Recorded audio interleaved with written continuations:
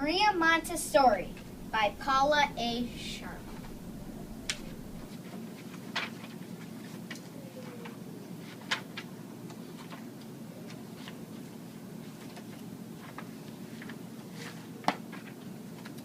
My name is Grady. I go to school. It's a different kind of school, Montessori school. Montessori is a big word. I asked my mom, what does Montessori mean?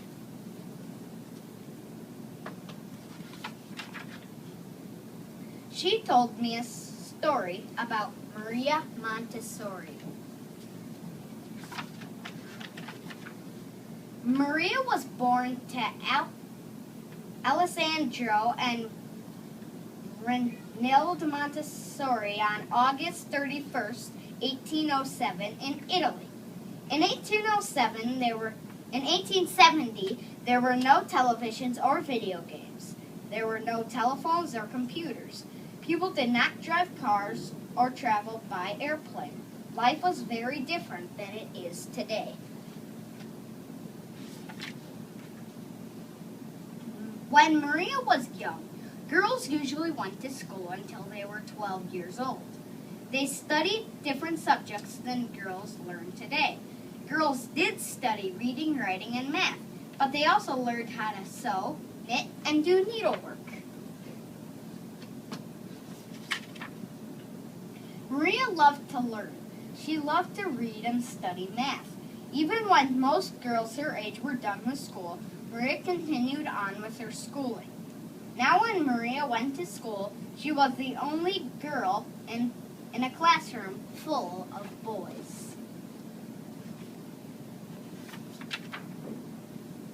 Maria eventually went to the University of Rome, where she studied to become a doctor. It was hard work, but that didn't stop Maria. She became a doctor in 1896.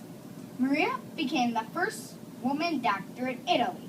Her parents were so proud that she was a doctoressa, a doctor. Maria then went to work in a hospital. She began to help children who some doctors said couldn't learn. Maria created a very different way to teach these children.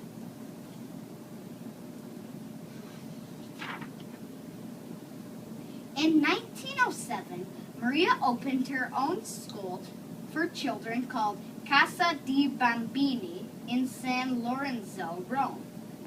Casa dei Bambini means children's house.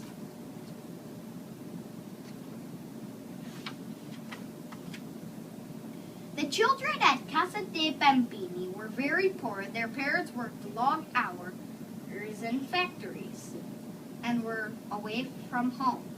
While their parents were at work, some of these children were getting into trouble. With the help of Maria and their teacher, these children started to change at Casa dei Bambini. These children weren't getting into trouble anymore. They were learning. The classroom at Casa dei Bambini was a beautiful place for children. It was sunny and bright. Maria made the classroom fit the children. The tables and chairs were child-sized. It was filled with plants and animals. It had everything that children love to see and touch. Maria designed her own materials for the classroom. The children worked on wooden frames covered with fabric, buttons, and laces to help them practice dressing. There were wooden letters to spell words. The classroom had solid geometric shapes to touch and draw. These were given to the children to help them count, add, and subtract.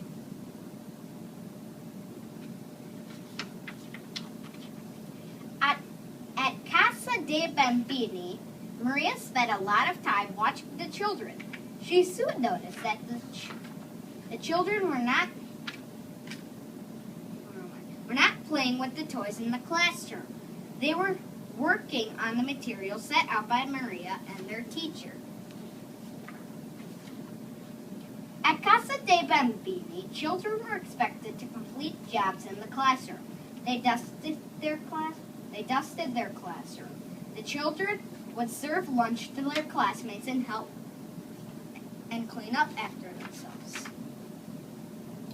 Maria Montessori also believed in teaching children about peace. She felt teaching about peace would make the world a happier and safer place. Maria was nominated for the Nobel Peace Prize 3 times. Today, Montessori classrooms are still a lot like the first Casa dei Bambini. They are places where children may move freely and choose their work. The classroom tables and chairs are child-sized. Classrooms have materials that invite children to touch and learn. Children in Montessori classrooms take care of plants and classroom pets. When a child in a Montessori classroom is hungry, he can make a snack. Children are also in charge of caring for the classroom materials and cleaning up their work.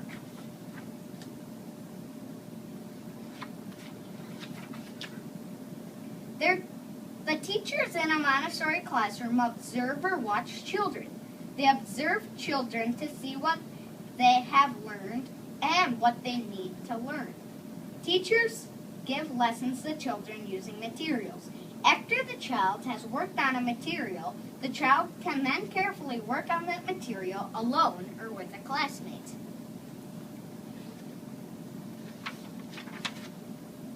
The materials that Maria created over 100 years ago are still used in classrooms today. Children can trace shapes using metal insets. They can spell words and write stories using the movable alphabet. Children can work on math problems using beads, bead chains, or bead frames. These materials are still helpful to children today.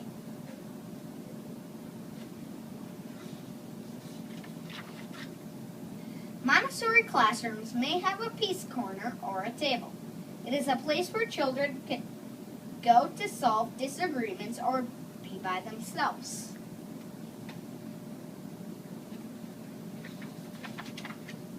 Maria Montessori and her teachings became popular all over the world, and people wanted her to teach them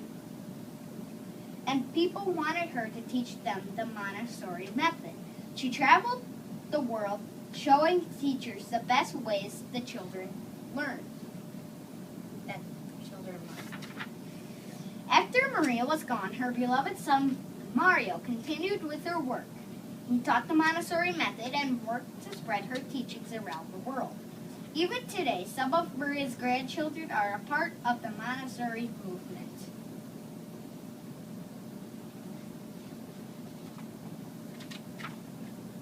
I'm glad I asked my mom about Maria Montessori. All right.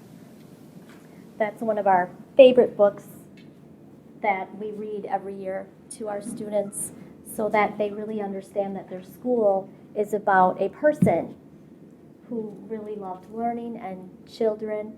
And we're going to have, the reason you signed in on one of those tickets is because we're going to have a drawing to give that book away. Actually, we have 3 copies, so we want you to enjoy the book as well with your students after today.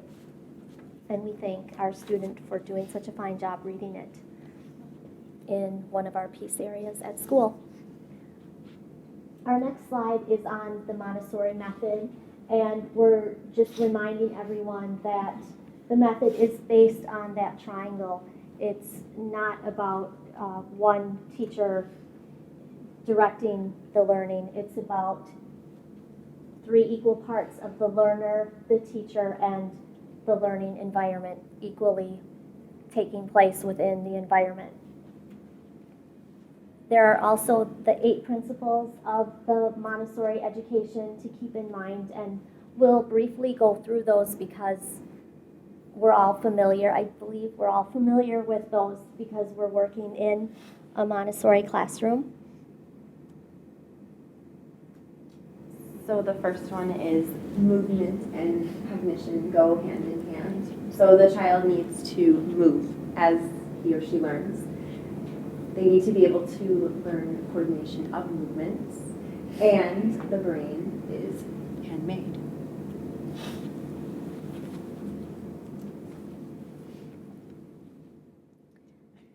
All right. Learning and well-being are improved when people have a sense of control over their lives.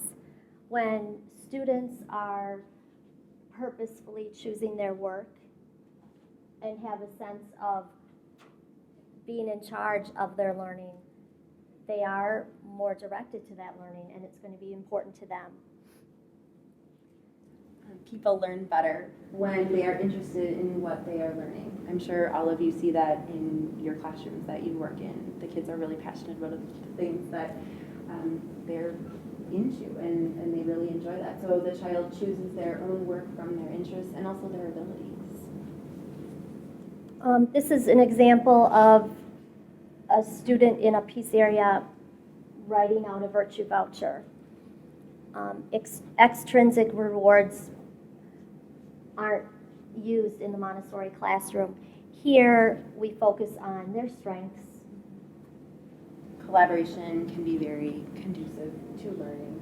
So as you can see, we have our kids working together, and they learn from each other and work well together. Learning situated in meaningful context is often deeper and richer than learning abstract contexts. So again, starting with the concrete leads to abstract. In particular, forms of adult interaction are associated with more optimal child outcomes. We'll get into this a little bit more later, but obviously knowing how to interact appropriately within the classroom and with the kids will allow those children to be successful. Order in the environment is beneficial to children. In order to lead toward independence, the students need to be able to find what they need in the classroom, and everything on the shelf needs to be sequenced and placed from, I'm looking at the math here, leading from concrete to more abstract work. When we're talking about the Montessori assistants in the classroom, we're going to focus on 4 areas throughout our presentation. We're going to look at the students, the teacher, the environment, and yourselves. First, we have to look at the assistants as role model in the classroom to the students. It's important that as a role model, the assistant is calm and consistent with a good attitude. They need to be always nurturing, always there to help when needed. And definitely model a love of learning. If you don't, or I shouldn't say, if assistants don't model that love of learning, then the students aren't going to want to love learning and be excited about learning. And having a genuine sense of humor. Kids always appreciate that. Be a keen observer. Notice things in the students. Be ready to be a step ahead of the student. Notice things that for optimal learning. Follow ground rules. It always, and I'm sure you guys know this too, and we know this, if you have very clear expectations and you're consistent with them, the kids benefit because they know what's expected and they succeed. And it's important to know the classroom rules. Follow those classroom rules, and the assistants need to not make up their own rules so that the students have that consistency. They know that what the classroom teacher's rules are, those are the rules that the assistant has as well. So it isn't, okay, I can do it this way when I'm with the assistant, and I have to do it this way when I'm with the teacher. So there needs to be that consistency within the classroom with all adults. And aware of individual needs. You kind of said it well before, when you're able to just kind of stay one step ahead of every child. Obviously, every child in your classroom is going to have a different need, but it's being able to really tune into what those are and being on top of them right away. Okay, we just wanted to give you a little background about how our assistants role, what it looks like in the classroom. When they come in the morning, they'll always check in with us just to see what needs need to be done for the day, whether it's clerical, whether it's going to check in with students. If we're busy or in lessons, we'll leave Post-it notes for our assistants so that they have some direction when they come in the classroom. And then at lunch, after the 3-hour work block, we will then have them get the students ready to go outside for recess. And then they'll come back inside and they'll be in with the classroom during our lunch time as well. So they're with the students all morning. And how many of you have observed in our classrooms today, have had a school visit? Any? Okay, all right. Our school is maybe a little unique. Our classes eat in the classrooms. Our children eat in the classrooms. So our assistants do stay in the classrooms while they eat lunch. So they cover the recess and the lunch and help with those transition times as well. They're in our classroom with us from about 9 o'clock until 12:15 right in the afternoon. And they really are the guide on the side as well as the teacher. So we are giving individual lessons and they're going around making sure they stay on track during that work block. So when we're going to start with students, when we're looking at the role of the assistant in terms of students, they have an invested interest in each child in the classroom. So whether it's going up and saying, oh, I heard you had a soccer tournament this weekend. How did it go? Or, oh, it looks like Mrs. Andrews talked to me about you moving on to a new work plan. Way to go. I'm so proud that you are moving forward and finding some successes here in your academics. So it's just being really invested in your children and always acknowledging, and a lot of times it comes out in those virtues too. I'm going to sidetrack a little bit here, but this is a time when our assistants at times will even fill out like virtue vouchers for kids, which is really cool, where and we are part of we do the virtue program that you guys heard about earlier today, and that's an amazing time where we don't do so much of that. I just did it because I'm talking to adults and that's so normal for me to say, but when we're working with kids, we really try to bring out more of those virtues. So this is a great time for the assistants to fill out some virtue vouchers for our students as well. They are helping the students outside at recess, just like we said. One of their duties is recess duty. We want them to carry the role outside with solving problems peacefully, making sure they're safe. So they take that outside and they work through conflicts that happen outside. And as we talked about a little bit before, big part of their role as assistants is helping the children at lunch. We do eat in the classroom, so there are the needs for assistance with opening applesauce containers, or if there's any major spills or anything that would happen. The kids are really good about helping each other out, but sometimes those assistants really do have to step in for those certain situations. And also something that they do at lunch is help aid students in conversation. So we'll have conversation cards that we put out at the table, and some are open-ended questions, but we talk about manners and they assist with that. Students that are sitting here don't talk to students over there. So all the students are learning things like that the assistants are being a role model in. So those are things that happen during that lunchtime when a lot of times in a cafeteria, you don't have those teachable moments that you have in a classroom. It's kind of like a family style meal. And when an adult is in there that they trust, that they have that closer bond with, those kinds of things happen during those times. So our assistants have that role, play that role? Monitoring daily work. This is obviously a crucial time for our assistants to be going around the classroom and checking in with students.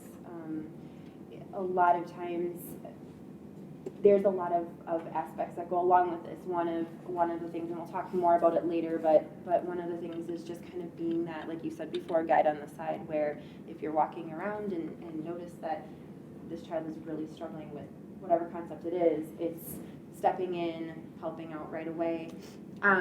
It's also checking work as they go around and work with kids, so that as they're checking the students' work, they can see, oh, this person made this mistake, and this is how we have to help them through it. And that then leads to the communication between which we'll get into later, but between the teacher and the assistant to let the teacher know that this child is struggling with something. This is also a picture of an E2 assistant, grades 4 through 6, and this is a picture of them conferencing. When they get up into 4 through 6 and they're in more abstraction, you can imagine the amount of paperwork. And in E1 too, there's a lot of paperwork, but just so much paperwork accumulates. And so the assistant's job in helping correct work and doing that type of clerical really is appreciated. With the younger students, this is a big undertaking, always assisting with the outdoor clothing and the transitions on outdoor adventures and recess. This is our hallway before recess, and you can see our assistant on the right. They're getting ready to go outside. And you can see that she is standing back, so we try, never do for the child what the child can do for him or herself. So we try not to get too involved when we don't have to. But she's getting ready to take them outside. So, kind of talked about it, but guide on the side to help children successfully solve problems. I think it just really comes down to knowing when to step in and really help your child.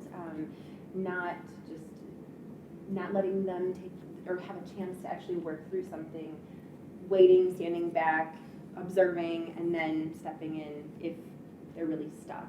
And asking the questions, not giving the answers, to help guide them in getting the answer themselves. Assisting with school events. We have a few things that happen at our school throughout the year that our assistants do a really nice job working with students in preparation for this event. A big one is Our Countries Around the World. Basically, it's every child studies a country. They find out every single thing about their country, and our assistants play a very, very crucial role in that process because they're there to help the students, to prepare them, to do research with them, and it's just nice when they're able to come and see the final event. So they help with a lot of one big thing is collecting the books that they need for their countries, because we have like a continent study every semester, and they'll help bring the students down to our library and help them with finding the books that they need. That's one thing they do. And here's one of our students at our big event night. So when we switch to the role of the teacher, communication is key. I think that if you really break it down and you look at what is really top or most crucial, I think communication is the biggest thing. Because if you are talking constantly with a teacher and assistant, you're always aware of what's going on in the classroom. You're always prepared for what has to come next. Communication is key. It's hard to find times to talk together because there are few moments where you're alone with so many students. One idea that we have in our classroom is having a folder, because you don't want little Post-its sitting out with student names and this person did this or this person needs this. So a folder that's just the communication folder that's there, that's always handy, where the teacher can check in, the assistant checks in daily. That's important. Another thing that we do in our classroom, students can always write down lessons that they will need help with, so that an assistant can always look and see, okay, this student needs help with this. If you're busy working with someone, you can always check in and make sure, and the assistant knows where they can go and help. If a teacher's busy or if an assistant's busy with another student, because we don't like, we always tell the children ask 3 before me, and sometimes there's a child that always is impatient. They know they need help with something, and they just want to be heard, and they're need help, but if they can just write it down, and they know you're going to get to that clipboard and see that, Johnny needs help, they know you're going to get to that clipboard, or the assistant's going to get to the clipboard and see, oh yes, you've been acknowledged, you're going to get your needs met. But back to my point, with communication is key. The assistant and teacher then always have that communication piece where they can go and they connect on that level. Okay, so along with that collaboration with the teacher and the assistant comes, of course, the administrative duties, which unfortunately does seem to be a lot at times. Particularly for our assistants, we have the filing of student records, the correcting of work, the making copies, laminating, cutting out materials, sharpening pencils, cutting paper. We also have student work journals that they work from. Some of you who are in today probably noticed they were orange, mine weren't orange, but they were work journals that the kids were filling out every time that they completed an activity, and those are filled out daily. So it's really staying ahead of the game.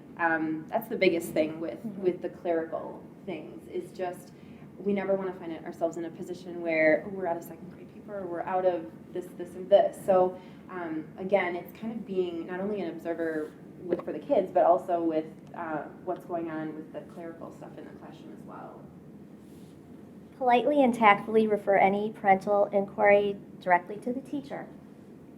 If any parents come up and have a question, a concern about a child in the class, assistants should just go to the teacher, and maybe the teacher has a little more insight or background knowledge or information about that particular student situation.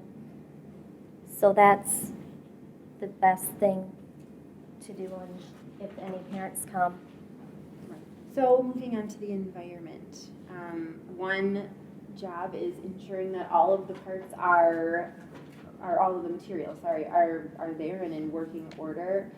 Obviously, with so many materials and so many pieces, there does come a time when we're missing this or we're missing this. And so a lot of times the child who notices that something is missing, and the assistant will then kind of go on a little bit of a hunt for these materials, and that is important, but also kind of being proactive about making sure that if a child is using a material in a place where they're maybe not supposed to be, making sure that they're on that right away so that we don't end up in the position of missing materials or breaking material. Yeah. Right. Yeah, let's do that. Okay. Okay. So we just thought an hour and a half is kind of a long time to be sitting. So we are going to do something that we like doing in our classrooms. And for any of you who are writing things down or want to know, some of you may have this, but one thing that our school actually got for us, it's called Energizing Brain Breaks by David Sladkey. And these are just some little breaks that you can take. Some are individual activities, some are partner activities, and some are whole group activities. But our kids really like these. It's just something to kind of get them up, get their bodies moving, because we all get a little, when we're sitting too long. So if you guys don't mind, just stand up. You don't have to move. Just, well, not yet, but just stand up where you are. I promise it's not too bad. Okay, So, let's see here. I think, let's start with I'm going to start with I bet you can't do this. Because my kids love this one because they're like, oh no, I can do this. I totally can do this. And then they realize, no, I probably can't. But, okay, so here are 3 activities that most people can't do. So please, somebody prove us wrong, because actually, I love when that happens. So let's see. Okay, put your arm out in front of you. Doesn't matter which one. Put your arm out in front of you with your index finger extended. Try to spin your wrist slowly in one direction, and your wrist slowly in one direction, and your index finger in the opposite direction. I can't do it, so yeah. Can anyone do it? Try the other arm, you never know. That was worse. I know. No, cannot. You were right. Okay, let's try it. She always wants to be right. Okay. Okay, here we go. Roll your neck in one direction, while at the same time moving your tongue around the inside of your lips in the other. I did it. Oh, everybody can say they did it. We can't see. No, Any takers on that one? No. I cannot do that. Feels good. Okay. Feels good. Well, if anything, your neck got a little bit of a break. Okay. It feels good. All right, last one. While spinning your right foot toes in a clockwise direction, take your right hand, index finger, and draw the outline of a 6 in the air.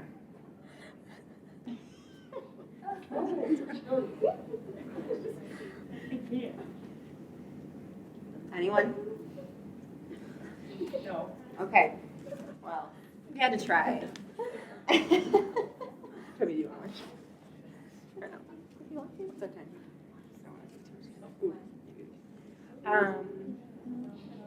You know what? Let's hold off. Well, okay. You guys can grab a seat. We'll surprise you with another one in a little bit. I know. Okay. Could you repeat his last name? Oh, sure. Yeah. It's David Sladkey. It's S-L-A-D, as in dog, K-E-Y. And it's called Energizing Brain Breaks. So in the environment, we have kind of covered some of these things, but we need the environment to be neat, orderly, and safe. So when you come into the classroom, it should look beautiful. It should look perfect. It should be inviting. Everything should be in order. And in terms of safe, it should just be, it should be comfortable for the child, and nothing sitting out, nothing for people to step on. Everything has a home, and it needs to be there.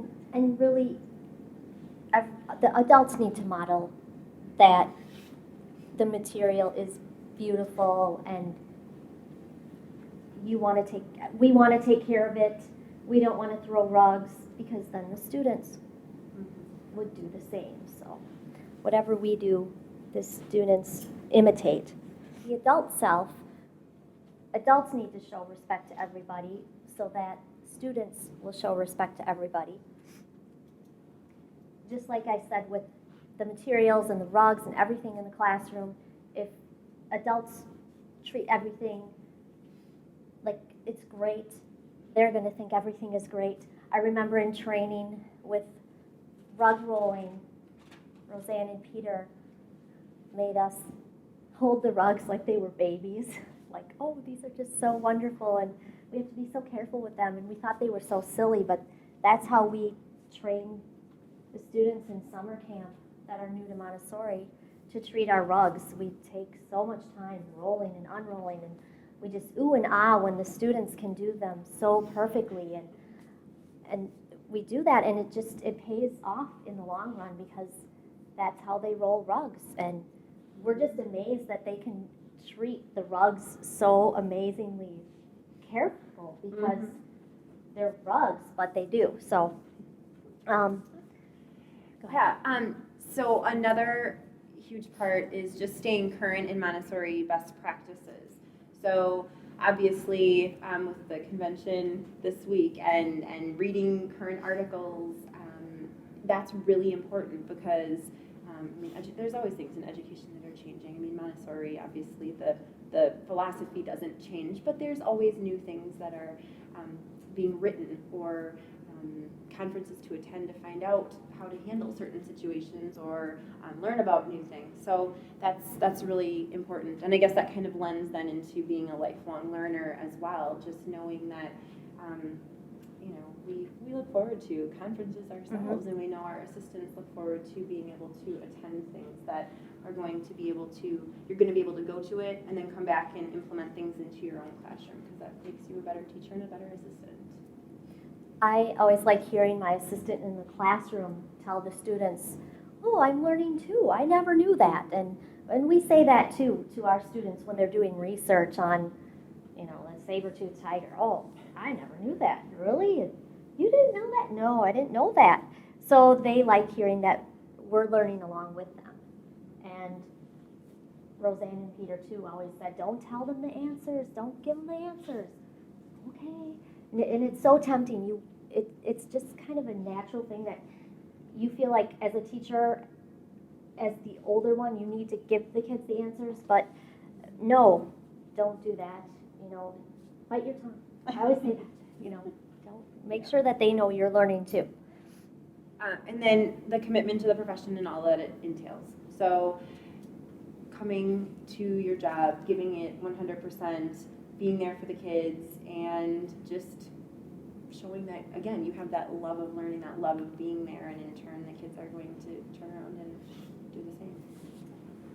So we had asked our Montessori assistants some questions that we thought people coming to the session may want to know about, and so could answer better than us. exactly right. So we asked them a series of questions, and we just have some video clips for you, which means we need the mic. My name is Amy, and I work for the Appleton Public Montessori here in Appleton, and this is my second year working in the position as assistant, and I think the most rewarding aspect of the job is just being with the children and seeing, now that it's my second year, seeing their emotional growth as well as their academic growth within the second year, and just seeing how excited they get when they finish a test and they get all 100s and move on to the next work plan, and even when they're doing their work, just seeing how excited they are when they're doing so well and you give them the recognition for it. So I enjoy being here and only work half a day. Wish I could get in a whole day,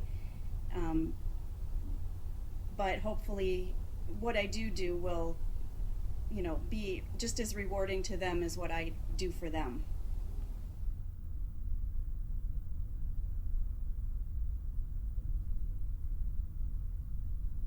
One of my biggest challenges with being in the Montessori classroom, of course, is not having enough time with the children in their work time.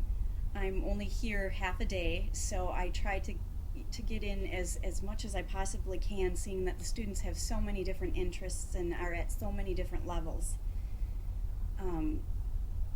But that's just the biggest challenge I have. They're wonderful to come to school to, and I enjoy every moment of it. I think the biggest challenge working in the Montessori environment is that we have children of different grades working on different plans and different work. So it's having to know where people are, where the children are on their plans, what work they're doing, and it's such a variety. So it's keeping up with that.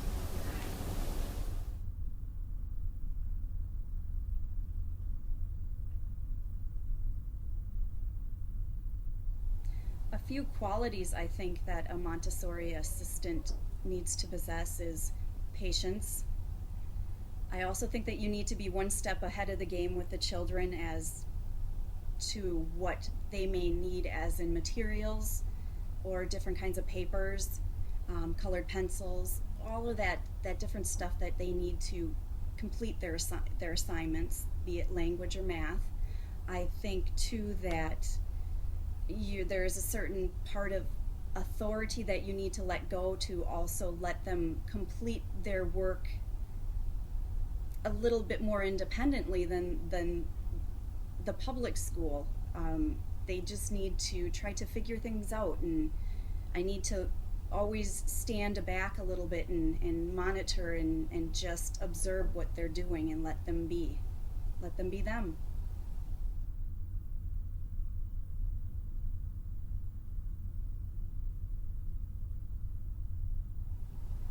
To prepare me for my assistant position with the E1 classroom, the school district required that I take a Montessori assistant training, and I did that right before school started. And it was wonderful. I loved it.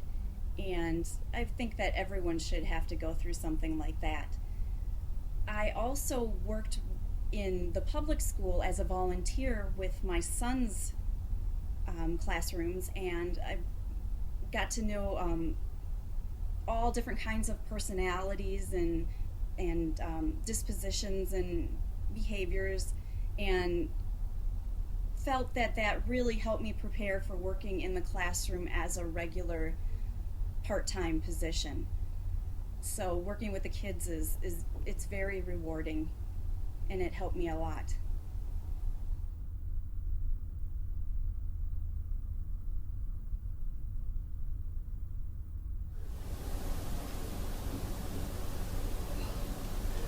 I think to be successful in this role, it helped that I had some experience. My children both attended a Montessori nursery school. We also had some on-the-job training. We had some training prior to starting, and continuous staff development. I think with the children, we need to keep up with their plans, what work they're on, when they need to start doing a review of the work that they're doing, and just to control and know where they are with their work. Being successful in the Montessori E1 classroom, I think, has a lot to do with your relationship with your teacher. And if you have a good relationship, everything is going to go wonderfully. The kids are going to know that you have that relationship, and they're going to just thrive off of that, your happiness and just wanting to be where you're at. Also with the other parapros that I am working alongside of, as well as the E1 and E2 teachers too. If you have a good relationship, it makes you feel happy and you want to be there, and therefore I think that you will be successful in it. Are there any other questions from your visits today that we can help you with? Well, thank you for coming. Thank you.